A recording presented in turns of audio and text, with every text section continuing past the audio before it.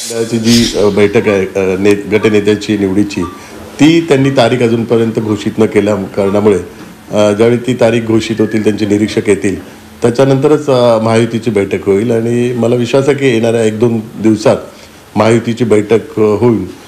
काल ज्या महायुतीच्या प्रमुख नेत्यांची बैठक अमित शहांबरोबर झाली, त्यात जी चर्चा झाली आणि ज्या प्रस्तावांवर चर्चा झाली त्या प्रस्तावांवर केंद्रीय नेत्यांतर्फे शिक्कामोर्तब होऊन 2 दिवसात त्याचा कॉल त्यांच्याकडून येईल किंवा त्याची घोषणा त्यांच्याकडून होईल आणि त्यानंतरच महायुतीची जी सरकार स्थापनेच्या संदर्भातला जो फॉर्म्युला आहे तो फॉर्म्युला त्याच्यात घोषित होईल. तुम्ही म्हणाले एकनाथ शिंदेचा आदर राखून पुढचे निर्णय घेतले, आदर कशा पद्धतीने एकनाथ शिंदेचा राखला जाईल? कारण खाती आणि या सगळ्या अनुषंगाने चर्चा सुरू आहे. नाही, आपल्या सर्वांना माहिती आहे विधानसभेची निवडणूक ही माननीय मुख्यमंत्री शिवसेनेचे मुख्य नेते एकनाथ शिंदे साहेबांच्या नेतृत्वाखाली लढवण्यात आली होती आणि त्याच्यात जे संपूर्ण यश प्राप्त झालेलं आहे, जे ऐतिहासिक जो विजय प्राप्त झालेला आहे, त्याच्यात माननीय मुख्यमंत्री एकनाथ शिंदे साहेबांची अत्यंत महत्त्वाची भूमिका राहिली. त्यांच्या नेतृत्वाखाली आणि त्यांच्या 2-2.5 वर्षाच्या कारकिर्दीतील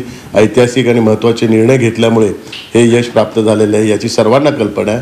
म्हणून भविष्यातल्या ज्या सरकार स्थापनेमध्ये माननीय मुख्यमंत्री एकनाथ शिंदे साहेबांची भूमिका ही अत्यंत महत्त्वाची असणार आहे आणि संपूर्ण महाराष्ट्रातील जनतेचा आदर ठेवून त्यांचा सन्मानपूर्वक त्यांना त्याच्या संदर्भातला प्रस्ताव लवकरात लवकर भाजपाच्या वरिष्ठ नेत्यांकडून येईल असा आम्हाला संपूर्ण विश्वास वाटतो.